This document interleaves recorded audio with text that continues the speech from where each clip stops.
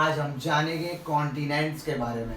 कौन से है दुनिया के 7 कॉन्टिनेंट्स और कौन सा है वो अजूबा दुनिया का 8वां कॉन्टिनेंट्स, और क्यों कुछ लोग कहते हैं कि देर आर ओनली 5 कॉन्टिनेंट्स।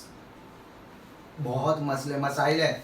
आओ चलते हैं, सबसे पहले स्टार्ट करते हैं हमारे इंडिया वाले कॉन्टिनेंट से, यानी हमारा इंडिया किस कॉन्टिनेंट पे है। याद रखने के लिए इसलिए भी आसान है क्योंकि हम बचपन से पढ़ रहे हैं कि हम लोग सबसे बड़े कॉन्टिनेंट पे रहते हैं। हम इंडियन लोग सबसे बड़े कॉन्टिनेंट पे रहते हैं और दुनिया में 7 कॉन्टिनेंट है, जिसमें से सबसे बड़ा जो कॉन्टिनेंट है उसका नाम है एशिया।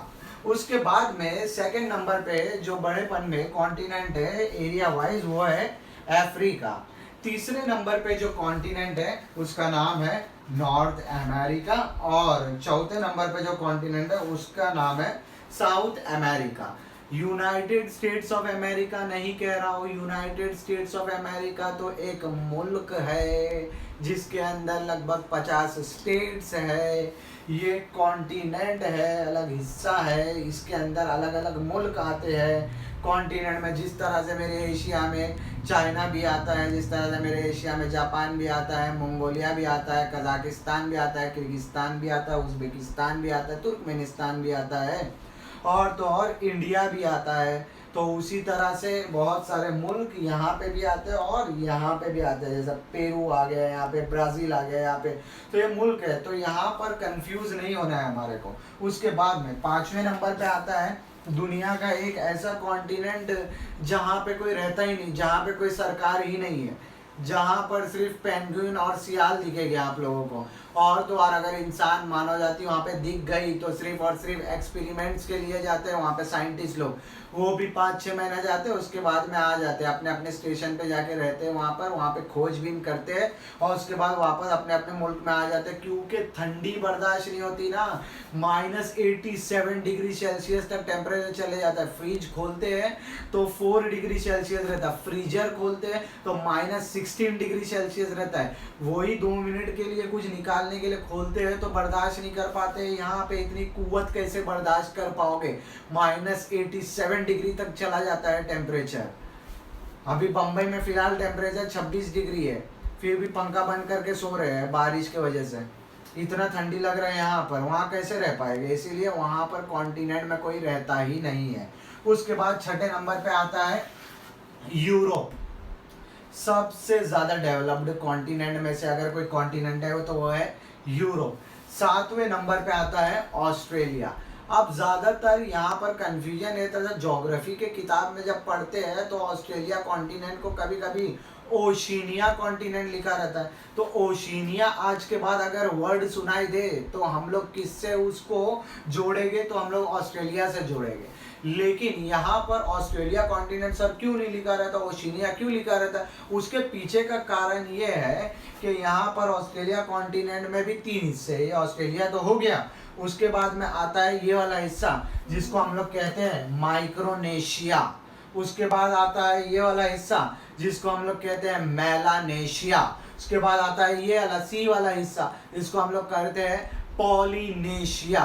तो अब ये माइक्रो, ये मेला, ये पॉली, ये लोग नेशिया भी तो है, तो इसीलिए ओशिनिया। तो ऑस्ट्रेलिया और ये 3 हिस्से, ये पूरा का पूरा जमाकड़ा कहलाएगा क्या? ओशिनिया। सर ये फिर बीच में ऐसा खाली खाली जगह काहे के लिए छोड़े? तो ये कॉन्टिनेंट जो है ये पहले एक ऐसी इस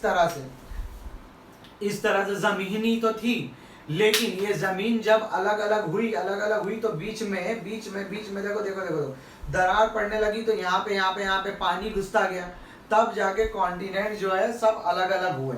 अब ये क्या लगता है आपको? ये यूरोप, ये अफ्रीका, यहाँ पे ये पानी है, तो ये क्या, ये पानी अपने पहले से मौजूद था, बिलियंस ऑफ ईयर से मौजूद था। Over a period of year, lakh साल के बाद में जमीन जो है फटते गई। जैसे फॉर एग्जाम्पल चौक गिर गया, जैसे फॉर एग्जाम्पल यहाँ पर मेरा इंडिया है, यहाँ पर मेरा इंडिया है, राइट। तो यहाँ पे जो इंडिया है, ये इंडिया के यहाँ पे अभी मैं खड़ा हूँ, ये मुंबई है। तो यहाँ पर जो ये मुंबई है, ये मुंबई 7 आइलैंड से मिलके बना था। तो सर ये 7 आइलैंड कहाँ से आया? अरे 7 आइलैंड यहाँ से, ये पूरा जो हिस्सा है ये इसको पेनिनसुलर बोलते हैं। लेक्चर में बताया था, पेनिनसुलर वाले लेक्चर में।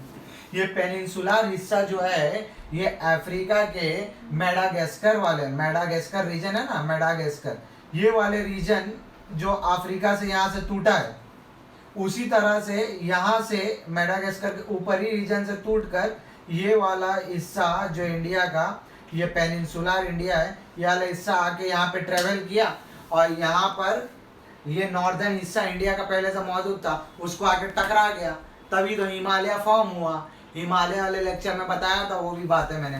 तो जब कॉन्टिनेंट्स इस तरह से टूट रहे हैं, इस तरह से बन रहे हैं, तो अब फॉर एग्जाम्पल विवाद इसलिए चल रहा है, कॉन्ट्रडिक्शन इसलिए चल रहा है क्योंकि कह रहे हैं कि यहाँ पे न्यूजीलैंड है ना, उसको भी मान्यता दो, उसको भी एक आइलैंड बोलो, जीलैंडिया करके एक कॉन्टिनेंट बोलो। तो ये आइलैंड्स यहाँ पर बहुत सारे हैं, मानो ये सारे बहुत सारे आइलैंड्स हैं, लेकिन कॉन्टिनेंट का दर्जा अब तक नहीं मिला है। तो जो विवाद चल रहा है वो यही है कि 8वां कॉन्टिनेंट बनना चाहिए जिसका नाम जीलैंडिया रहना चाहिए। तो ये कुछ स्टोरी है कॉन्टिनेंट्स की, इसको और संक्षेप में बताएंगे डायग्राम के थ्रू जो है वो आपको डायरेक्ट मैं अपने पीसी पे लेके जाऊंगा और वहां से मैं आपको बताऊंगा। तब तक के लिए बने रहिएगा हमारे साथ, show some love, subscribe to my channel. Thank you, all the best.